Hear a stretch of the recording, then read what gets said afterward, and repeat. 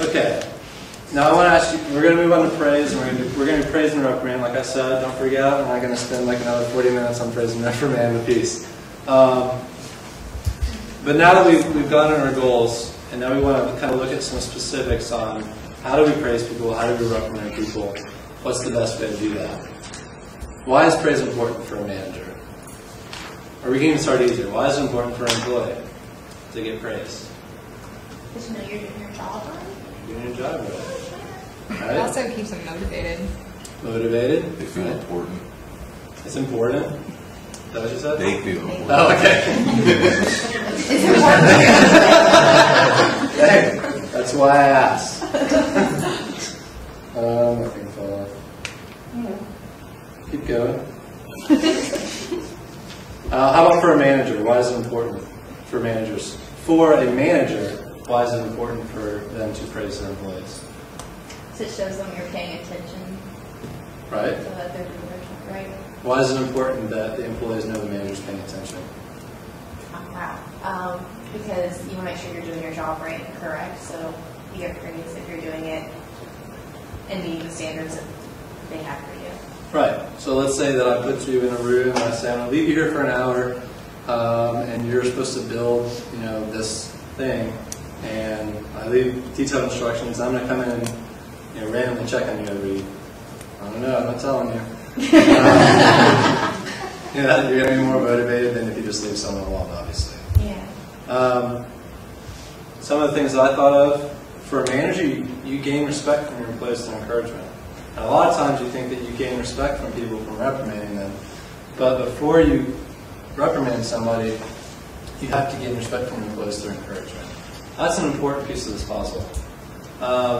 It makes the reprimand a lot easier when somebody knows beforehand that you care about them because you've already encouraged them.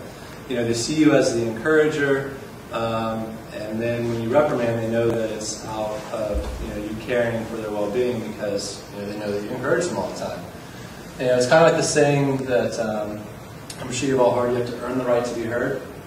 Right? Well, you have to earn the right to reprimand somebody. You can do it all day long because it's your job title, but they're not going to hear it unless you've earned the respect through encouragement. For an employee, we're all human. We like praise. I like when people say nice things about me, no matter how small it is. I don't care. Someone, even if you brush it off. No matter how small it is, you like compliments because we're human. Right, and who do you think works harder? A happy employee or a sad employee? Who do you think cares? A lot of times we hear people, they just checked out. They literally checked out. So it's important. An employee that feels part of a team, that feels positive. I guess you even go as far as say loved, cared about. It's almost like a parent-child relationship to where when you take the bad, you remember all the good, and you know that it's done out of love and out of caring. So in other words, you want to reinforce good behavior. Does anybody have examples of something you do, maybe to praise your employees, or something that's been done that sticks out in your mind that you've never forgotten? An example? Yes? I love this new thing that I do. It's called the $2 voucher. Because I just recently got to look at a new property and everything like that, where I wanted to boost morale and energy and happiness and whole. And so everybody does their basic today, like opening and closing procedures and stuff. But I was looking for the above and beyond moments of stuff that they notice that maybe I don't even notice. Like I'm gonna go clean the windows because they have hand sponges all over them, or I'm gonna vacuum because the shredder loves stuff. So I just printed out this little voucher that says $2, can't cash anywhere else but at Amber's commissions, and whenever I see them doing a good job, I write on there specifically what it's for, thank you for hustling on the windows, whatever it is, or getting that lease, or being above and beyond with helping somebody with their package. And then at the end of the month, they cash them in, and that's just extra money for their commissions. Nice. And miss those vouchers? Just yes. She's lying. I used to. What I like about that, and one of the points of this book is that praise should be specific. And I like the fact that you write what they did good. It's not just enough to say, hey, great job, you're a great employee. It's great job, you really, like, you clean the windows without being asked, and I really appreciate that. Here's your award for that. Yeah, it's amazing. They keep them. Yeah, because what happens when you reward somebody for something specific? They do that thing again, don't they? Yeah. Windows are getting a lot better. Yeah. And we have a lot of windows. Yeah. Probably people just cleaning the windows all day long. And ears. No, it's to the point where I'm like, you need to sit down. I'm like, you can clean up in just a minute. It's really busy right now. That's awesome, though. Yeah, it's a great really, story. Anybody else have a success story about parades? We did something kind of similar to that. We have like a little stuffed Elvis doll that we did Rockstar Rewards, and whenever somebody was noticed like handling a really difficult resident or closed a really hard lease that they've been working on for a long time, it would change desks and be in a certain person's possession. And then like random times the managers would get a notice popping up on their Outlook saying it's the Rockstar Reward time, and whoever had that in their possession at the time got $50. That's awesome. Whoa. That's So really it would be cool. like maybe once every 2 weeks or so that little notice popped up, but you could definitely tell people were like challenging each other to have Elvis at their desk. That's awesome. That's like hot potato with the reward. I really like that. That's great. I was on And one of our site. leasing specialists even he had Elvis and he gave it to somebody else because he noticed that person had worked something really hard. That's a pretty successful story. I like that a lot. Anybody else try to top that? All right. All right. I like this quote too, and you know, I put these quotes on the presentation. They say so much. The key to training someone how to do a new task in the beginning is to catch them doing something approximately right until they can eventually learn to do it right. So here's two conflicting stories, both kind of using praise to correct a behavior or make you go one place. So IBM, and this story is told a whole lot. IBM in the early 80s, I don't know if it's true or not. There's a bunch of different variations to the story. But basically, one of the project managers, said to be a young, up-and-coming guy in IBM, they came up with this new product and it totally bombed. Right? And they had spent money on research, marketing, put it out there, they had a recall, and they didn't sell well at all. So he basically lost IBM a couple $1 million, which back in the 80s was, you know, a lot more money than it is now. It's probably a lot of money. So he's all worried, and you know, the CEO summons for him, you know, tell him to come to my office, and he gets all nervous, and he walks in the CEO's office and he says, I said, do you want me to go ahead and just clean my desk out? Like, you know, please let me resign, don't fire me, you know, whatever. And CEO looks at him and he goes, resign? Like, why would I fire you? I just spent a couple $1 million training you. Leave. Now, normally that story is used to kind of tell how, you know, it's cool, you can make mistakes, and, you know, but would you rather have just made sure that somebody had clear goals, or would you rather spend $3 million letting them make mistakes? And so I kind of take a different spin on the story that I don't really like this training program. It's a very expensive training program. You know, I wish my parents had this training program. That would have been a lot of fun. They didn't, fortunately. Contrasting that, some of you might not notice about me, but in college I was a youth intern, and we had a youth group of about 200 high schoolers, and I guess you could call me the 9th grade specialist, which just means no one else wanted to deal with the 9th graders, so I got to. They're an interesting group. They're awesome. They love to destroy stuff. So one day we had a Super Bowl party, and we had ordered this big joust machine. You guys know those inflatable things, and you stand on them, and you put the pads on, and you joust. Really cool. And this one of the 9th graders, who was about 90 pounds, challenged me to a joust, and I thought that would be fun. So let's go. Let's do it. Well, I mean, I wasn't really trying to do what happened. You know, so I probably would have been arrested. But I was just playing, and I swung, and I hit him right in the forehead with the joust stick, and he was kind of straightened out and fell back. And I'm freaking out. I'm like, oh my God. And everyone's just, like music's playing. If you could have had one of those cartoon things where, just like, everyone just kind of stops. Like, what just happened? Everyone's crowding around, so I scoop him up. And I carry him to a back room, and I lay him down, and I'm like, oh my gosh, all right, someone called the paramedics. There was luckily a fire station right next door. So they walked in, what happened? Well, I jousted him.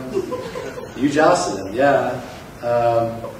Hit him in the head, and he seems to be okay now, but he's a little delirious. So they took him away, and he ended up being fine.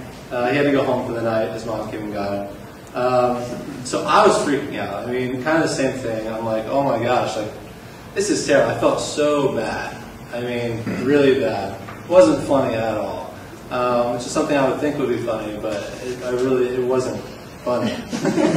And the next day, my boss is telling me, and I'm thinking, like, I don't even know if, like, because there were a lot of parent volunteers there, and I'm thinking, they're gonna ask me to step down or something, or not work with the kids anymore. And he sits down and he goes, Aaron, like, you really popped him. You got him good. Don't do that. But one of the things that I heard from all the parents was you handled the situation really well. Like, they were really surprised how quick you isolated the situation, got him out, called the paramedics. You stayed with him. You were the one who wanted to handle it, and it meant a lot to me. It was a terrible situation, but at the same time, he took the opportunity to take something I did wrong and praise some of the things I did right. Now, what I did was wrong. I mean, you shouldn't ever get in the ring. I should just, I don't know what I should have done. Got home, but he took that opportunity and he said, here's some things you did right, and I'm proud of you for this stuff. So as you can see, the contrast is, with IBM, at least from the early 80s, the way the story goes is just kind of give everyone free rein to go, create their own goals and be their own success. And the training program is really expensive. Well, my training program was, immediate praise, immediate reprimand. Here's what you did wrong, and here's what you did right as well. I don't know where this guy is today. I should have been. I'll just say that he's not good. So now we'll move on to reprimand. Why is this important for an employee? Why is it important? So you don't know what you're doing wrong, you keep doing it over and over again, and end up, getting fired or not being able to be promoted, and you don't know why. Right. So it's important to know what you're doing wrong, so you don't do it anymore. Okay. That's pretty. How about for a manager? I think in a way it helps you build trust. Yeah. Because they trust that you're going to tell them the truth. Mm-hmm. So that they trust that, okay, I'm on the right path, or I know what I'm doing, because it's not them and I get stopped at the end. Right. They're paying attention, they're correcting, it's the way it goes. Like this. For a manager, I put because you care about the success of your employees and the outcome of the project. Right? You're not driving the car, but you're responsible for the destination. Coming back to that. So yeah, one, you care about the employees. You establish that with praise, and two, you care about the outcome of the project because you're just as responsible for it. For the employee, well, you're still giving them the opportunity to correct their behavior and still succeed. Now that's important, right? They still have the opportunity to succeed. All right? And I like to reprimand people. Okay? And one thing I put on here, a lot of people think, it's awkward to reprimand people, and doesn't praising people show that I care more than if I reprimand them? Well, praise is basically saying I'm happy for your success. Reprimand is saying I want you to succeed, so change these things. Now, praise does show you're very caring. When you look at the core of these, which one actually seems more caring? Like, I'm happy that you already succeeded, or I'm going to take the time to make sure that you succeed. Which one? Reprimand anything? Now, it does matter how you do this, though. You can reprimand without caring. That's possible. It's actually very easy. So it takes practice. And one of the things that I would suggest with the reprimand, if you were here for the 1 minute manager, or no, this is one for how full is your bucket? We talked about when you're going to sit down with somebody for like a TMIO, or even just to reprimand them, write it out. You know, someone will appreciate you taking the time to give them an automated response to exactly what you want to say than just winging it and completely, you know, not caring about their feelings or offending them or whatever. There's nothing wrong with writing out a reprimand, not while you're doing it or after, but beforehand, and sit down and go, you know, listen, I wrote this out because I care about you and I want to make sure that I say everything in the right way. And I want you to know that I'm upset with your action, not with you as a person. And the reason that I'm reprimanding you is because I still believe in you. Right? The time to worry is when I stop reprimanding you. You know, so you might want to start sending your resume out, because if I don't care about you, I'm not going to reprimand you. If I don't care about your success, I'm not going to tell you how to do better. So that's very important, to be specific. Just like with praise needs to be specific, so people know what to do, what they did right, and do that again. Reprimand needs to be specific as well. So in other words, the definition of reprimand is correcting bad behavior. Does anybody have an example? This is kind of dangerous, actually. Maybe a method that you use for reprimanding people. Maybe you have a way that you do it every time, or you have a way that, you know, maybe a manager you had in the past that was great. Christian. I can tell about a manager in the past. Yeah. Do they work for Paramount? Somebody who was very emotional with their reprimand. Instead of sitting back and thinking about it, giving it a day or so, or writing it out, it was a constant screaming of the names and get in the office and I'm going to tell you what you did wrong, as opposed to this where they can feel like they wanted you to succeed. It was more like you're constantly failing. That's not how I do it. I learned from that. So. Yeah. How do you think that affected the morale in the office? It wasn't good. Yeah. People probably more... And they still didn't learn. I mean, not me, but they still continue to do things because they didn't really care anymore. It was just like, this is my job, and I'm going to do it. But. And what I've found, you know, this is true in parenting and, you know, I think with bosses, if you're just an emotional reprimander, one, they drown you out, but two, they want to hide what they're doing wrong. They don't really want to learn from their mistakes anymore because they know that they're not going to learn anything. You're just going to, you know, yell at them. Anybody else?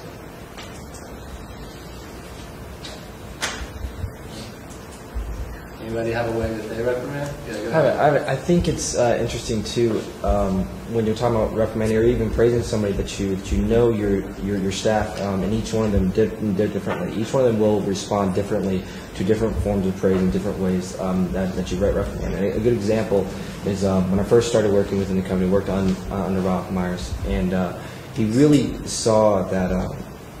I was very motivated, but through that I was motivated to be the best, and I always wanted to strive to be that. But when I saw somebody else being the best coworkers, so be it, whatever, that it really made me want to do better. So if I didn't do something up to par, he wouldn't necessarily let me know. You know, you didn't do this up to par. He would let somebody else know how well they did that up to par. So in a way, we had an understanding connection. I knew what he was saying to me, but it was in a personal way.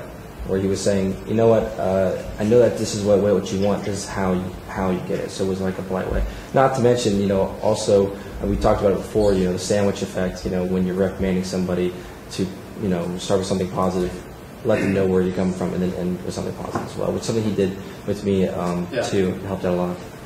Yeah, I like that. I think I don't really have much managerial experience, so I can speak as far as a past manager. And The one that sticks out most to me, and I always talk to people about Tracy, because Tracy was my very first manager, and that's who sticks out most to me. And Tracy's way of reprimanding was, I think, the best, because she could reprimand you and not realize you're being reprimanded. Because it was more so like a motivational thing, and I always felt like I have to make Tracy proud. And so a reprimand would be like, hey, you are so friendly and personable, but when I first started, I would take like an hour to believe. And Tracy's like, it's great, you're personable, and it's awesome, but maybe you could try to wrap it up a little bit sooner. And so like, it's, you know, it's a way of telling me this is how you can improve, because I want you to succeed, but also making you feel like, oh, this is something that it's great, and it's not making you feel bad about yourself. Right. So that's one thing I always took to heart, is like, I never felt bad about myself after a reprimand. It just made me want to work harder. Right. So you're doing well. I think you can do better. Exactly. And you're not reaching your full potential thing. Yeah. And she probably did a lot of praising as well.